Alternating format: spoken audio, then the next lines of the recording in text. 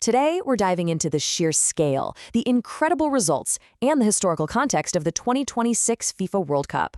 If you follow the beautiful game, you already know this 23rd edition literally rewrote the record books and totally changed the landscape of the sport.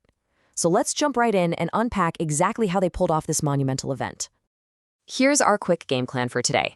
First, we'll look at the 2026 tournament itself. Second, the final standings and results. Third, we'll take a peek inside FIFA. And finally, we'll size up the historical records and trophies. All right, let's get into Section 1, the 2026 tournament and its truly historic scale. You already know the headline here. For the very first time ever, we witnessed a 48-team FIFA World Cup. Now, fans and analysts have been fiercely debating tournament expansion for years, and 2026 was the year they finally pulled the trigger.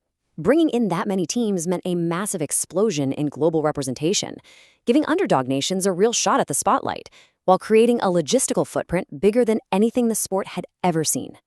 But what does a 48-team roster actually look like when the whistle blows? Well, it translates to an absolute marathon of football. We are talking about a staggering 104 total matches.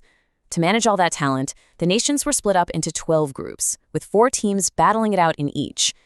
Navigating that many obstacles requires serious physical endurance, and it really just set a completely new benchmark for what it takes to survive the tournament. Now, hosting an event this massive is no joke, right? To make it work, it became a joint North American endeavor, co-hosted by the USA, Canada, and Mexico. But there's a really cool piece of football trivia embedded in that setup. By being the opening host country for 2026, Mexico cemented its legacy, becoming the only country on the planet to host a men's FIFA World Cup 3 separate times. Honestly, it's a huge testament to their passion for the game.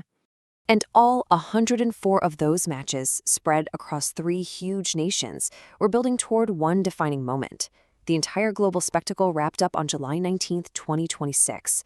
The ultimate final showdown took place on U.S. soil, with the whole world watching MetLife Stadium in New Jersey to see how this historic month of football would finally end. Which brings us right to Section 2, the standings, the results, and, of course, our champions. When the dust finally settled on that giant bracket, here is how the top 4 shook out. Spain took the ultimate crown, really establishing themselves as the masters of this new expanded era. In a super tense finale, they managed to dethrone the 2022 champs, Argentina, who took home the runner-up spot.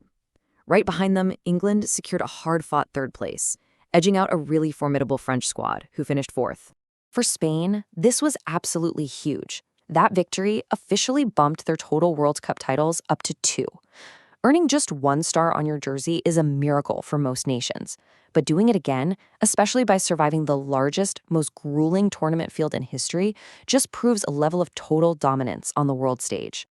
But looking at all of this, 104 matches, 48 teams, millions of fans moving across 3 different countries, you gotta wonder, who exactly is orchestrating a global event of this magnitude? How does a machine this big operate without just totally collapsing? Let's pull back the curtain in Section 3, Inside FIFA. You hear the name all the time, but just to be official, every single rule change, format decision, and piece of tournament framework traces back to the Fédération Internationale de Football Association, FIFA. They are the international governing body, the ultimate authority on how the game is played and regulated across the entire planet. It's honestly kinda wild to think that this hypermodern, multi-billion-dollar operation actually dates all the way back to May 21st, 1904. What started as a pretty modest group has exploded into a global behemoth, currently headquartered in Zurich, Switzerland, and operating under the direction of President Gianni Infantino. To really wrap your head around their reach, consider this. FIFA manages 211 member associations, all grouped into 6 regional confederations. To put that into perspective, that's actually more member associations than there are member states in the United Nations. It's that massive, interconnected web that lets them pull the world together for this tournament every 4 years like clockwork. All right, let's wrap things up with Section 4, historical records and trophies. Because you really can't appreciate the 2026 expansion without looking in the rearview mirror. The tournament has always been evolving. It started back in 1930, with Uruguay hosting and winning the very first one. Jumped to 2022, and Qatar broke new ground as the first Asian solo host, where Argentina took to win, and that laid the groundwork for 2026 to break the mold all over again with the 48-team era. And speaking of history, the ultimate prize has its own story too. The trophy Spain lifted in 2026? It isn't actually the original. From 1930 up until 1970, champions were awarded the Jules Rimet Trophy.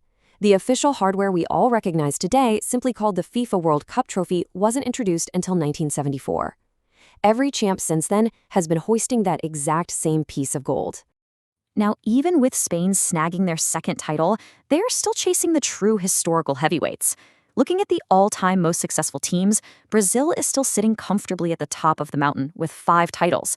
They're followed really closely by Germany with 4, and our 2026 runners-up, Argentina, who hold 3. Building that kind of legacy takes generations.